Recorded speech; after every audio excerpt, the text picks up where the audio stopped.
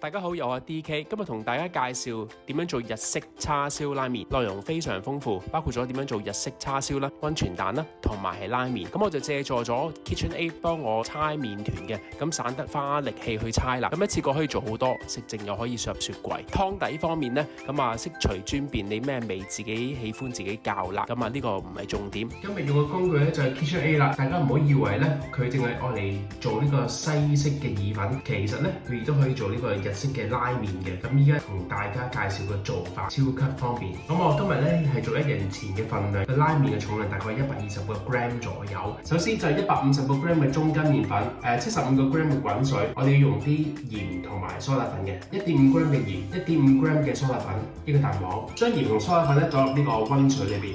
蘇打粉係呢個蘇打粉。為咗方便將啲材料咧倒入呢個鍋裏邊咧，咁我哋就有個工具嘅，將佢倒入去，然後我哋可以開機啦。咁啲水咧就唔使一次過倒晒去嘅，係逐少倒入去。然後咧我哋再將個蛋黃咧倒入去，咁啊唔使理佢噶啦，都係攪。打完15分鐘之後咧，我哋可以停機。咁呢個麵團咧就可以攞出嚟，我哋用保鮮紙咧將呢個麵團咧包住佢，等30分鐘。咁過咗30分鐘之後咧，我哋攪大概5分鐘，然後咧我哋再將佢包住，再等多1個鐘頭。好，咁呢個麵團咧就休息咗1個鐘頭啦。咁好啦，依家將呢個麵團咧壓成片狀，咁好簡單，將呢個壓片器咧上去，超級方便咁樣扭就得㗎啦。就將呢個麵團咧搓長條形，然後開1號，佢1、2、4、6、8、10大數字咧就越快啦。咁就到呢度咧，其實佢都有厚薄之分嘅，咁1咧係最厚嘅，1、2、3、4一路至到8嘅。開始嘅時候咧，就用最厚嗰個，即係1啦。如果你發覺咧係有啲黏手嘅時候咧，你要撲啲粉上去嘅。如果你見到啲裂痕咧，即係話咧太多水分啦，咁我哋黏啲粉上去。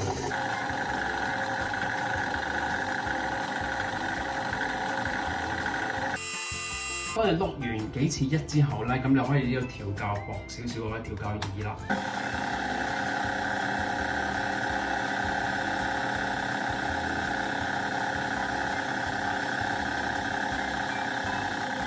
你基本上碌幾次就 OK 㗎啦。然後咧，我哋就換個頭啦。今次呢個頭咧就愛嚟做麵條嘅，開翻1啦，就開咁快。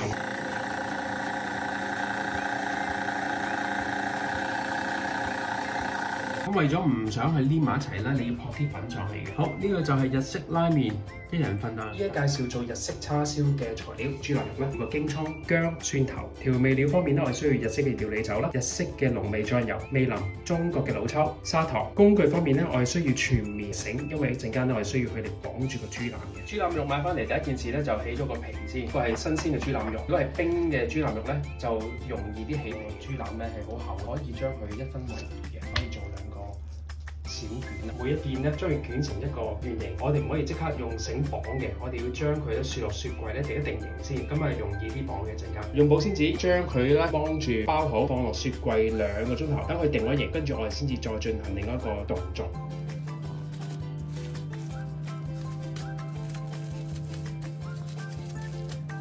幫住之後咧，就好似咁樣嘅狀態。雪入冰箱雪咗1晚啦，依家2嚿咧就係咁嘅狀態啦。紮肉啦，你喺文具鋪買白繩球係全面唔可以有纖維，因為咧我哋綁完之後咧攞去煎。咁首先我哋喺尾度咧就綁個裂，咁你綁實啲。如果唔係咧，你煎嘅時候咧鬆咗咧，咁啊成塊就冇咗個形嘅，來回咁樣綁。綁嘅時候咧綁實啲啦，如果唔係咧，你煎嘅時候咧鬆咗咧，個形狀就冇晒㗎啦。呢個就係成燒紅個鑊，落多少少油，煎到佢金黃色，等佢咧嗰個外圍咧就重身啲。當你煮埋一次嘅時候咧，就唔會咁容易散，同埋煎熟嗰個豬腩肉，煎到佢嗰個表面定咗形。煎完，因為怕佢太多油，倒啲滾水落去咧，瀉一瀉啲油。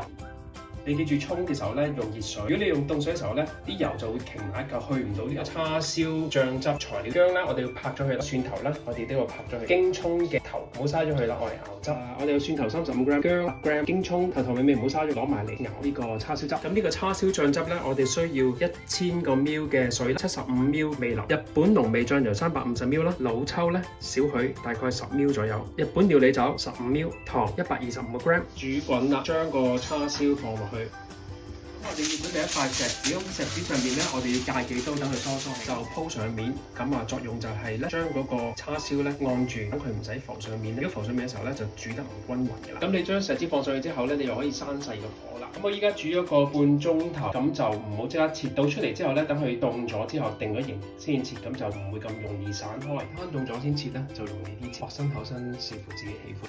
呢個木耳浸咗一晚白醬汁，切絲之前咧，我哋要將個頭切走，因為呢個好硬。木耳就放喺個拉麵上面嘅。食拉麵咧，通常你會見到啲京葱絲嘅啤水辣味咧，沖走少少，同埋令到佢捲起嚟。頭嗰浸咧就唔好要，呢啲咧就好硬嘅。我哋依家煮流心蛋，我哋用室溫水室溫蛋，然後就開火，水滾之後起計咧就2分鐘，然後撈起放入冰水。咁如果你嘅蛋係大嘅時候咧，2分半準備做浸蛋嘅醬汁。日本濃味豉油、味淋、清水同埋糖。咁我哋需要呢個量杯，俾你咧就1比1比4，咁啊1就係150 ml 嘅醬油，150 ml 嘅味淋，600嘅水，然後我哋再加5個 gram 嘅糖，將佢撈埋之後咧，我哋煲佢大概幾分鐘咧，煲滾咗就 O K 嘅。蛋咧就琴日做完咧就雪咗24小時，咁依家係將佢一開為2，你可以用線嚟界，咁啊界出嚟咧效果靚仔啲嘅。咁你將條線咧就綁喺某個位置，就一拉就咁樣啦。依家就煮個湯底啦，我就用咗呢個長期白湯1個人嘅份量，加300 ml 嘅水，咁另外就加頭先2羹嘅你煮叉燒嘅醬油。喺呢度可以揾到呢個長期白湯咧，即係買日本醬料嘅地方咧都買得到嘅。如果你買唔到都可以，普通雞湯啊、豬骨湯啊都可以嘅。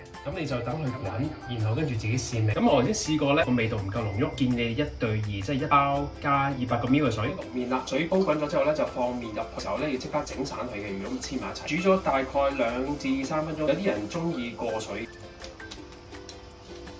我哋依家就可以將啲配料咧就放入去，咁啊包括咗個叉燒啦、木耳咧、葱、蛋，落啲你喜歡嘅菜。咁有小技巧，你想啲麵係保存個溫度咧，你落麵之前將個碗落啲熱水落去泡一泡佢，咁啊令到嗰個碗有個溫度先。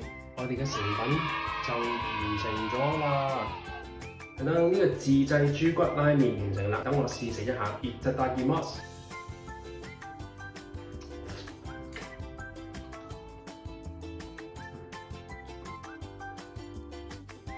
可以根據個人喜好咧，放啲紫菜落去作，非常好味。下次再同大家介紹其他日本料理做法。拜拜。